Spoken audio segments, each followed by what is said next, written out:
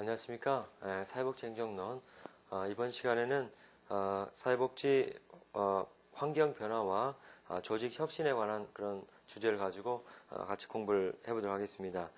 이번 14주차 내용에 대한 그 기본 목표는 그 변화는 사회복지 조직 안에서 예를 들면은 그 조직의 어떤 그 변화, 환경에 따른 어떤 조직의 변화가 이루어지는데 거기에 관련된 어떤 그 전략이라 할까요? 그다음에 그런 변화에 대해서 그 사회복지 조직이 어떤 식으로 이렇게 대응해 나갈 것인가. 그래서 그런 어떤 그 맥락에서 예를 들면 환경에 대한 어떤 이런 사회복지에서 일반적 개념이라든지 환경 관리를 위한 조건과 전략, 사회복지 환경의 변화와 조직의 변화, 그 다음에 변화에 대한 수용과 저항, 그 다음에 이제 우리나라 최근의 사회복지 조직의 변화의 경향, 이런 체계 순으로 여러분 같이 공부할까 합니다.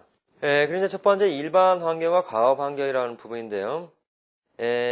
우리나라는 그 사회복지라는 것은 이제 농경 시대부터 자연스럽게 주민 상호 간에 상호 밀접한 관계를 맺으면서 그 의식주 해결은 물론 서로가 도움을 주면서 이러한 자연스러운 생활 공동체로 형성이 되었죠.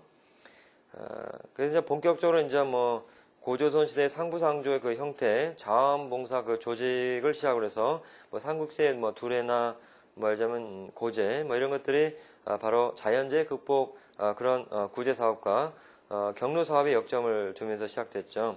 고려시대에 들어와서는 충효나 자비사상, 그래서 의료, 자연재해, 경로, 아동사업, 이런 것들이 조성이 되었고요.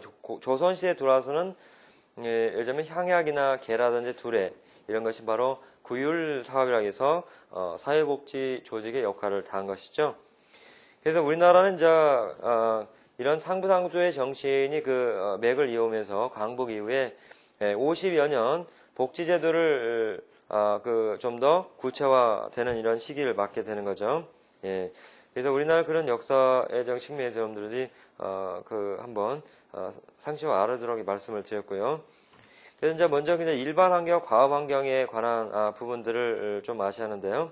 이 사회복지 그의 조직의 환경 요소는 이제 크게 일반 환경, general environment, 업무 환경 또는 이걸 과업 환경이라고 합니다.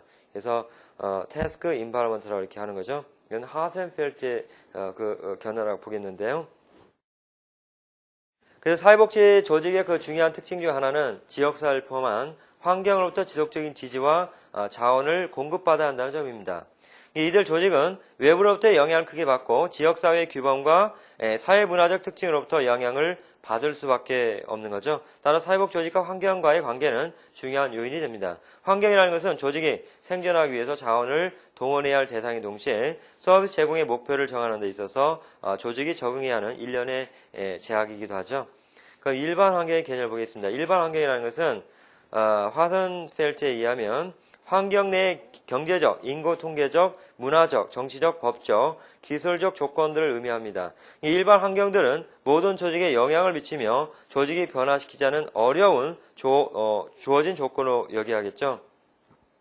일반 환경은 조직이 가질 수 있는 기회, 제약, 선택의 범위를 규정하게 됩니다. 그래서 이제 좀 세분해서 말씀을 드리자면요. 먼저 경제적 조건입니다. 경제 조건은 일반적인 경제 상태는 조직 내부의 경제 상태에 직접적 영향을 미치며 제약을 가하게 됩니다. 지역사회 경제적 풍요와 사회복지 조직의 자금 조달 능력 사이의 관계는 서비스에 투자할 수 있는 지역사회 능력에 따라 정해지게 되는데요. 이 경제 상황은 사회복지 조직을 위한 자금 공급을 결정한 한편 사회복지 서비스에 대한 수요를 좌우하며 경제적 불황은 사회복지 기관이 개입하는 대규모 수요를 만들어야 됩니다. 욕구가 높은 지역에 낮은 수준의 사회복지 서비스가 제공되는 그런 바람직하지 못한 상황을 만들어낼 수 있는 거죠. 두 번째, 사회 인구 통계학적 조건에 관한 부분입니다. 그래서 이것은 연령이나 성별 분포, 가족 구성, 인종 분포, 거주 지역, 사회적 계급. 그래서 여러 가지 인간 문제와 욕구의 그 발생 빈도와 매우 밀접한 관계를 맺고 있는데요. 수혜 인구의 특성은 사회복지 조직에 심각한 영향을 미칠 수 있는데 지역사회 인구 특성에 따라서 사회복지 조직의 서비스가 달라지게 됩니다. 이 서비스 효과성은 표적 인구의 사회 인구 통계학적 특성에 따라 어느 정도 민감한가에 따라서 결정되기도 하죠. 다시 말하면 지역의 인구학적 특성에 민감하지 못한 서비스는 효과성이 떨어질 수가 있겠습니다. 이 사회복지 조직들은 가능하다면 친절한 인구들이 많은 곳을 선택할 수도 있습니다. 이 고소득층이 거주하는 곳이나 다루기 편한 사람들이 많이 분포한 지역을 원할 수도 있게 되는 거죠. 세 번째 문화적 조건을 줄 수가 있는데요.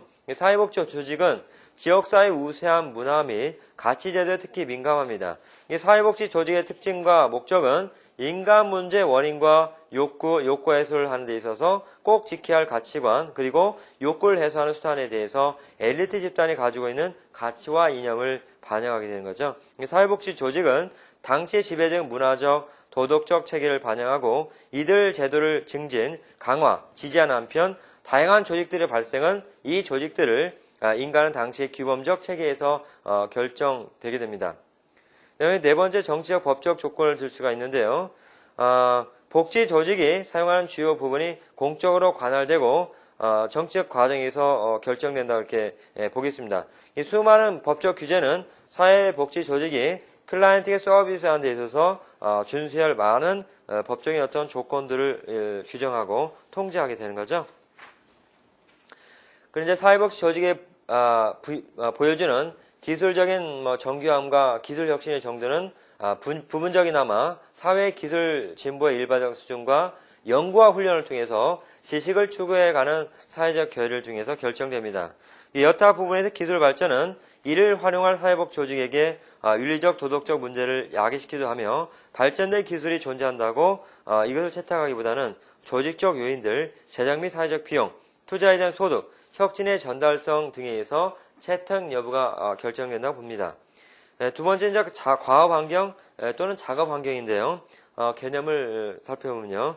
과업 환경 또는 작업 환경은 조직의 자원과 서비스를 교환하고 조직과 특별한 상호작용의 형태를 취하는 집단을 의미합니다. 자금 제공 기관, 의뢰해오는 기관, 보조적 서비스 제공 기관 등을 포함합니다. 이 과업 환경은 일반 환경의 영향을 받게 되는데요. 이 사회복지기관은 과업 환경에 영향을 받는 것이 일반적이며 사회복지 조직이 과업 환경에 영향을 미치기도 합니다. 그러면 과업 환경, 그 다음에 이제 작업 환경의 그 분류를 보시면요. 첫 번째, 재정 자원의 제공자가 있습니다. 예컨대 정부라든지 공적 사적 사회단체라든지요. 외국 민간단체, 외연단체라든지 개인을 들 수가 있어요. 두 번째, 합법성과 권위 제공자입니다. 말하자면 보건복지부, 그 다음에 시도청, 시군구청, 그 다음에 한국사회복지협의회, 한국사회복지사협회가 있겠죠. 그 다음 세 번째, 클라이언트의 제공자입니다. 서비스를 제공받는 개인, 가족, 클라이언트를 의뢰하는 타 조직, 집단, 개인 등으로 학교, 경찰, 청소년 단체, 교회, 사회복지관을 들 수가 있습니다. 네 번째, 보충적 사회복지 서비스 제공자입니다. 타 기관들과의 공식적, 비공식 협조 체계를 의미하고요. 조직이 산출하는 것을 소비 인수하는 자, 클라이언트와 관계된 자로서 가족, 교정기관, 아동복지시설, 학교 등을 들 수가 있습니다. 그 다음에 이제 경쟁하는 조직들로서는요, 클라이언트나 다른 자원들을 놓고 경쟁하는 조직을 들 수가 있는 거죠. 이제 두 번째 환경관리를 위한 조건과 전략인데요. 환경관리의 필요성은요, 사회복지 조직은 외부 환경으로부터 취약하여 환경에 종속적 관계가 될 수 있으므로 그것을 극복하고 사회복지 조직의 효과성을 발휘하기 위해서 환경관리 전략을 수립할 필요가 있습니다. 이 사회복지 조직은 외부 환경에 종속될 수 있고 이를 상쇄할 수도 있겠습니다. 그럼 우리 교재에 보면은 이제 종속 강화 조건이니 종속 상쇄 조건이 이렇게 도표에 제시가 됐어요. 종속 강화 조건은 외부에서 뭔가 강요하는 정책, 거꾸로 이제 강하면 이제 상쇄죠. 그래서 외부 세력에서 거꾸로 허용된 정보, 그죠? 근데 종속 강화 조건은 이제 서비스 사용에 대한 외부의 재량권 행사. 그 다음에 이제 종속 상쇄 조건은 주요 자원의 소유. 그 다음에 종속 강화 조건에게는 이제 외부 단위 서비스가 크게 필요한 경우, 종속 상세 조건은 대체 자원이 필요한 서비스 이용 가능성을 의미하고요. 종속 강화 조건의 경우에는 외부에서 목표를 인가하는 경우, 반대로 이제 종속 상세 조건은 정당성을 내세울 수 있는 이념을 개발한 경우, 종속 강화 조건은 이제 대안들에 대한 정확하지 않은 정보, 이에 반해서 종속 상세 조건은 대안들에 대한 효과적인 지적 능력을 의미를 합니다. 참고를 해주세요. 두 번째, 환경 관리 전략입니다. 사회복지 조직이 환경에 대한 종속 관계를 극복할 수 있는 전략은 다음과 같은데요. 첫 번째, 권위주의 전략입니다. 조직이 자금과 권위를 충분히 획득할 경우에 다른 조직 간의 그 교환 관계와 조건들에서 유리한 위치에 설 수가 있겠습니다. 그래서 권력을 사용해서 다른 조직의 행동을 이끌고 명령을 내리는 전략을 의미하는데요. 이러한 전략을 위해서 다른 조직을 감시하고 명령을 할 수 있는 능력이 필요한데, 자금과 권위를 관리하는 정부 기관들이 이러한 전략을 자주 사용할 수가 있는 거죠.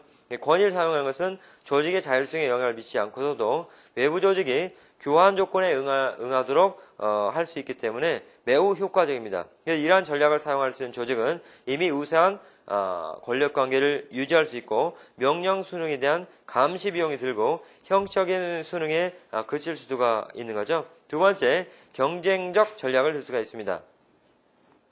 다른 조직들과 경쟁해서 세력을 증가시켜 서비스의 질과 절차, 행정 절차 등을 매력적으로 만드는 건데요. 이러한 전략은 조직에 필요한 자원이 환경에 분산되어 있고요. 세력 균형을 이룰 수 있을 만큼 충분한 내적 자원이 있을 경우 가능합니다. 질 높은 서비스와 클라이언트의 관리, 친절한 서비스 등으로 경쟁 우위를 확보할 수가 있는데요. 만약에 잘못할 경우 성공률이 높은 클라이언트만 받아들이고 사회 계층이 낮은 클라이언트를 거부할 수 있는 문제, 경쟁으로 인한 서비스 중복과 자원 낭비 등이 나타날 수가 있습니다. 세 번째는 협동적 전략을 들 수가 있는데요. 다른 조직들에게 필요한 서비스를 제공하여 상호 불안감을 해소시키고 이에 대한 보답으로 권력을 증가시키는 세 가지 형태로 전략을 구분해 볼 수 있는데요. 첫 번째는 계약입니다. 이 두 조직 사이에 지원 혹은 서비스의 교환을 통해서 협상된 공식적, 비공식적 합의를 계약이라고 하고요. 그다음에 연합입니다. 여러 조직들이 사업을 위해서 합동하여 자원을 합하는 전략을 의미하고요. 세 번째, 흡수입니다. 과업 환경 내에서 주요 조직의 대표자를 조직 정책 수립 기구에 참여시키는 전략을 의미합니다. 네 번째, 방해 전략이 있는데요. 방해 전략은 경쟁적 위치에 있는 다른 조직의 활동을 방해하거나 세력을 약화시키는 전략을 의미하고요. 방해 전략을 활용할 수 있는 조건은 조직의 과업 환경이 정당한 요구를 묵살하거나 방해하려는 조직이 실패하더라도 손해볼 것이 없는 경우와 이념적 갈등이 존재하는 경우로 이렇게 볼 수가 있는 거죠. 이제 다음으로 이제 사회복지 환경의 변화와 조직의 변화라고 하는 거죠. 그래서 이제 외부로부터 변할 환경에 지배를 받든지 내부적으로 환경에 어떤 변화가 일어나는지 그로 인해서 조직이 맞물려서 변화가 될 수 있는 부분들입니다. 먼저 이제 조직의 변화 양상인데요. 첫 번째, 발전적 생활 주기 이론이라는 겁니다. 이는 이제 인간의 성장과 발전 단계 유치에서 도출된 개념인데요.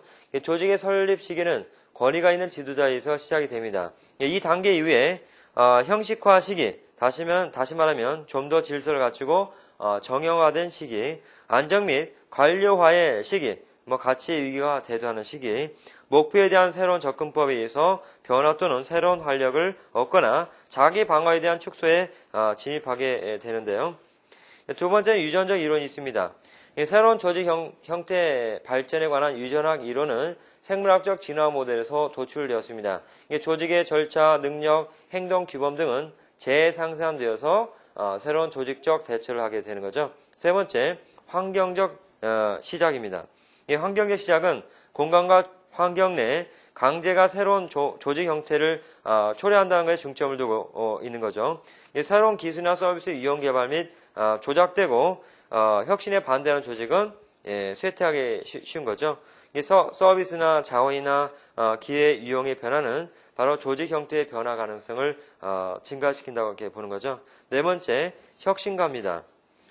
그래 이런 관점은 새로운 작상과 자원을 모으기 시작한 혁신가의 역할에 중점을 두는데요. 이 혁신가가 서비스에 대한 자신의 새로운 접근의 그 적법성을 강화하면서 조직의 새로운 연결망으로서 출현하고요. 이전의 형태와는 분리되는 것으로서 조직을 변화시키게 됩니다.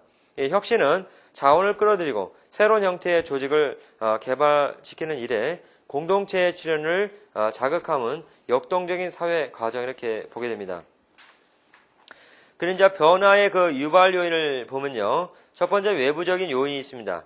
프로그램을 둘러싼 외부 자원과 영향 세력 등 환경적 요인의 변화에 의해서 조직의 변화가 유발되는 경우입니다. 예컨대 이제 외부적인 요인으로서 공공정책이나 행정 규제, 예산 삭감, 인구 추세, 사회적 가치 변화, 새로운 기술의 출현 등이 바로 여기에 해당한다고 봅니다.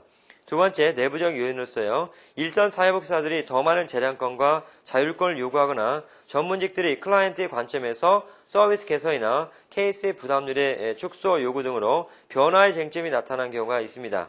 행정관리자가 조직의 사기처와 의사소통의 문제, 업무 단위들 간의 갈등이라든지 업무 간의 비효율적인 조정 등을 인식하고 독자적으로 변화를 추구하는 경우도 있을 수가 있는 거죠.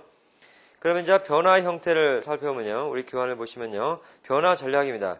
개인적인 전략으로서 동료의 지원, 지도라든지 경력 계획, 관리 책임 준비, 개인적 가치의 명확화 등을 줄 수가 있고요. 제도적인 전략으로서는 교육 프로그램, 기관이 후원하는 관리 훈련 프로그램, 성차별, 경력 개발 위한 조직적 계획, 조직의 명확한 정책, 지속적인 조직의 그 과정과 결과에 대한 점검 등을 이렇게 줄 수가 있죠. 그 다음에 목표 변화라는 게 있습니다. 목표를 좀 명확하게 하고 목표 우선순위를 변경할 수도 있고요. 또한 추가적인 새로운 목표를 넣을 수도 있고요. 그 다음에 목표의 이념이 변경되는 것까지 바로 목표 변화라고 봅니다. 그 다음에 절차상의 변화도 있는데요. 내부적인 절차상의 변화는 조직 내 권력 구조의 변화, 예컨대 집권화 또는 이게 아니면 분권화, 그죠? 집권화라는 것은 이런 것이죠. 조직 내부에 있어서 뭔가 이건 분권하죠, 분권. 권한이 뭔가 조직원에게 위임되는 형태죠. 그 다음에 이제